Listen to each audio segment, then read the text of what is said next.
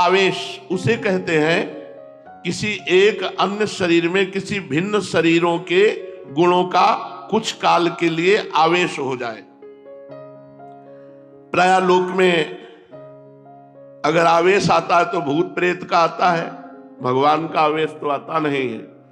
लोक में स्त्री पुरुषों के ऊपर आवेश आता है, भूत प्रेत यक्ष राक्षस देव दानवों के आवेश आते हैं, क्योंकि भगवान का आवेश आने के लिए बहुत विशाल पवित्र हृदय चाहिए। जो जैसी स्थिति का होता है उसके ऊपर वैसा ही आवेश होता है। देवताओं का आवेश सात्विक प्रकृति के लोगों के ऊपर आवेगा, यक्ष राक्षसों का आवेश राजसिक प्रकृति के शरीरों में प्रकट होगा, और जो घोर तामसिक प्रकृति के पुरुष है उनके शरीरों में भूत पिशाचों का आवेश आता है। सभी के शरीरों में आवेश हो ये बात नहीं, कभी किसी बिरले ही शरीर में आवेश हुआ देखा जाता है। वो क्यों होता है, किस प्रकार होता है, इसका कोई निश्चित नियम नहीं। जिस देव दानव अथवा भूत पिशाच ने जिस शरीर को अपने उपयुक्त समझ लिया उसी में प्रवेश करके अपने भावों को व्यक्त करता है, नाम जापक के ऊपर नहीं आएगा। एक बार हम एक आश्रम में खंडहर था जंगल में गंगा के किनारे, तो वहां हमें रोका गया कि यहां मत सोना, यहां भूत रहते हैं। हमारा जिद्दी स्वभाव था, जहां रोक दिया जाता था वहां रुकते नहीं थे, देखते थे क्या होगा। तो एक इतनी छोटी सी टार्च और दुप दुप वाली घड़ी, ये दो चीज जरूर रखते थे। तो टार्च रास्ता देखने के लिए, घड़ी समय देखने के लिए कि कितना हो गया। आराम से जाकर के वहां आसन लगाया और लेट गए खंडहर में। कोई भय नहीं रहता था क्योंकि खूब गंगा जी की कृपा थी। गंगा जी की कृपा से भय नाम की चीज नहीं रह गई थी, क्योंकि कदम कदम पे स्मशान लाशें सब दिमाग में रम गया था, और गंगा किनारे रहते थे इसलिए कोई भय नहीं रह गया था। उन लोगों ने रोका और वो आश्रम में रुके हुए थे, वहां कोई नहीं टिकता था। वहां जाके आसन लगाया, वहां भूत था।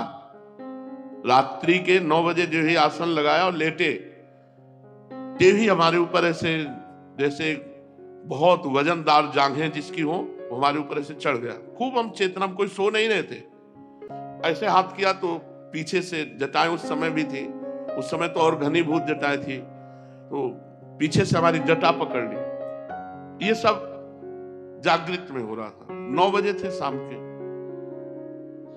पर मंत्र चल रहा था। फिर एकदम खाली उठे, हम कहा नहीं ये हमारा भ्रम है, ऐसा नहीं हो सकता कि हम नाम जप कर। तो पवित्र प्रेत भी होते हैं, जैसे भाई जी से हनुमान प्रसाद पोद्दार जी के सामने प्रकट हुए पारसी, तो कहा कि आप डरना मत। तो उनका मैं डरूंगा क्यों, बोले मैं प्रेत हूं। तो भाई जी को कुछ ऐसा लगा कि प्रेत सामने खड़े थे, तो उनका मैं आपके पास उद्धार कराने के लिए आया हूं। तो भाई जी ने कहा मैं गीता पाठ करके आया। तो बोले हमें गीता कंठस्थ है।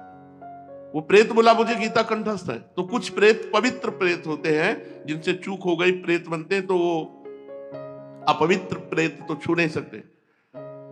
बाहर निकले, एक महुआ का पेड़ था, खड़े हुए हम नहीं प्रेत नहीं हो सकता। फिर जाके लेट गए, बहुत जिद्दी स्वभाव। अब जाके लेटे तो छाती पे चढ़ के ऐसे श्वास रुकने लगी, इतना वजन एकदम ऐसे ऐसे।